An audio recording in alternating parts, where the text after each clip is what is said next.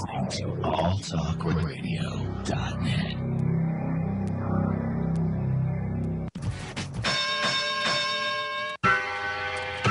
Welcome to Dontae'S Boxing Nation Show here on alltalkradio.net. Now here's your host, Dontae. What's going on, guys? All Talk Radio, and welcome to the Dontae'S Boxing Nation Show. I am your host, Dontae, and joining me tonight is my special guest. He's in the studio with me. He's not on camera because he doesn't like to be on camera too much, but it's all good. This is Mr. Boxing journalist Arthur, Norrin Radical. He has a book coming out right now, and the book is called Social Politics of the Sweet Science. What's going on, Norrin? What's up, Dontae? How you feeling, man? All right, man. All right. We're going to go ahead and get it in, man. No doubt, bro. It's a pleasure to be here, man. Absolutely. You Likewise. yes, Likewise. Sir. For sure. So go ahead, man, and tell us the book. It talks a lot about, obviously, the politics in the sport of boxing. It talks a lot about the Manny Pacquiao Mayweather situation, which I think any type of documentary is long overdue for that situation. But go ahead and elaborate on that and let us know about that book, man. Will do, man. Actually, I'm in the final stages of completing the book, so I hope to have it out by the end of summer. I hope to have it published and out and available to the public by the end of summer. But just like you said, Dontae, it explores, again, pretty much it's self-explanatory in the title. It explores what are the dynamics, what are the social and psychological dynamics that tend to make people gravitate towards the opinion that Mayweather somehow, is this cowardly figure that has totally avoided this fight, over the last 4 or 5 years. Now, guys like us, Dontae, we've been in this from the inception. We were there from 2009 when the fight was supposed to go down. Absolutely. You know what I mean?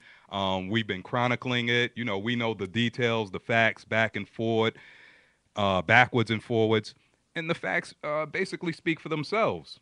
We had a guy, he came back, he took a brief hiatus from the sport back in, what was it, 2007, the end of, 2008, was it? You talking about Floyd Mayweather Yeah, when he came back? Mayweather took his hiatus basically during the year of 2008. Yeah, it took like almost 2 years Right, off. after the Ricky Hatton KO. He took the hiatus. He came back to the sport. He fought the number 3 pound-for-pound guy, who was Juan Manuel Marquez, who at the time had the two epic wars with Pacquiao. He came in. He had a 12-round unanimous decision shutout of Marquez. And then him and Pacquiao were supposed to fight. I mean, Pacquiao fought a few of his past opponents. He fought De La Hoya. He fought Ricky Hatton, and superficially, he beat those guys, easier, had an easier time with those guys than Floyd did, than Mayweather did. Absolutely. And I say superficially because we know, again, there were factors involved. We know De La Hoya was fighting at a lower weight class that he hadn't fought at in about a decade. He was basically drained when he came in and fought Pacquiao at welterweight.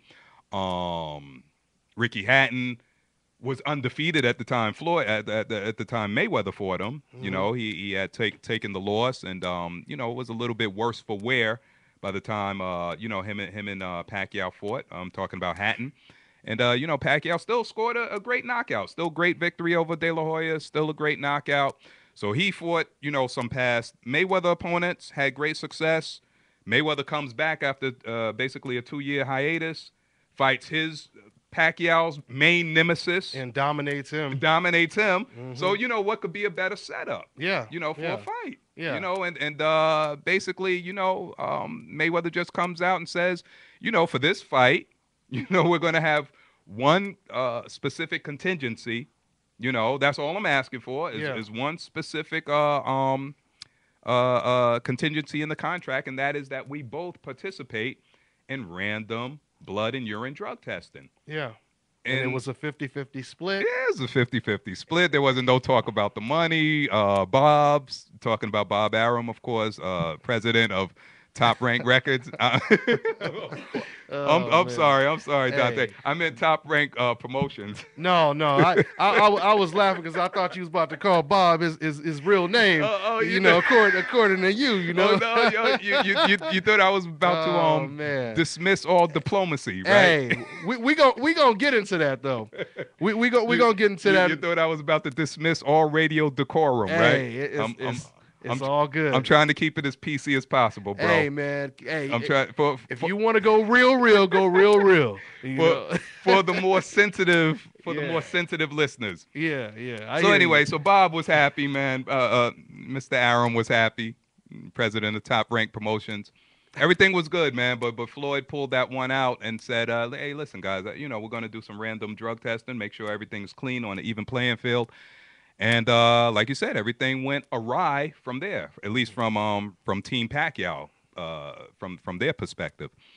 So starting from that point, bro, I'm really exploring how is it that we got so divergent from a guy requesting random drug testing, which is, standard protocol in other professional athletic organizations such as Major League Baseball. We see it all the time. Again, Mayweather took it out of, the Olympics. So obviously in the highest level of amateur athletic competition, you have random, blood and urine drug testing. So how did we get from that, a guy requesting that, and that's his only request, and hey, then we're going to fight. How did we get from that to he's a coward, he's a gay runner, he's scared, he ducked everybody, he's a cherry picker, he ducked everybody in his era. You know what I mean? How did we get there? How does the double standard exist? Exactly, bro, Yeah. exactly. So I really, the book, Social Politics of the Sweet Science, is really going to explore that, again, in a social, psychological, and political context, you know what I mean? As well as historical context, you know what I mean? Yeah. And we're going to paint the parallel and the how it is so analogous to, basically put it like this. We've seen this story before. Uh-huh. You know what I mean? We've seen this story before. We've seen where a guy who's at the height of his profession, you know what I mean? But for whatever social dynamics, he is publicly demonized. You know what I mean? And because of that, when he makes an unpopular stance or takes an unpopular position, all of a sudden, the public has this certain perception of him, or they're how should I say, they're induced into having, you know what I mean? They're kind of led in that direction to have that perception of that person. So the book is going to explore that in great detail, in great depth. Hey, cool. It sounds like a good book. Yes, sir. Like I said, the story needs to be told. Appreciate it. It's brother. been a lot of double standards, and that's the cool thing, man. You have a book like this, but we have proof, to basically show everything that has been proven. Oh, absolutely. All the contradictions that have been out, it's all proven. Like you said, when Manny Pacquiao didn't want to take the test, said he was afraid of needles. Now you fast forward 4 years later, he's demanding his opponents to take tests. So hindsight is 20/20, ain't it? Man, okay. Like a month. Absolutely. So let's go ahead. Since we already sir. talking about Mayweather, let's go ahead and get into it, Norrin. Let's talk about this big breaking news. Finally, Floyd Mayweather, he announces his fight for May 3rd. Finally. He's fighting against Marcos Maidana. Mm-hmm. That's the fight, me personally, I've been saying it on all my videos. That's the fight I wanted to see. If I had to see one out of Khan or Maidana, that's the one I wanted to see. Mm-hmm. Like I said, it makes more sense. Khan or Maidana, my bad. He just beat the quote unquote, second coming of Floyd Mayweather. True. So it makes all the sense in the world. I agree. People are already hyped up. I already got a couple people actually believing that Maidana, can beat him. Maybe he can land that overhand right that he kept surprising, Adrian Broner with. He can break the shell. So tell me, what do you think about that fight, man? First of all, I think it's a good fight. I definitely prefer the Maidana fight over Amir Khan.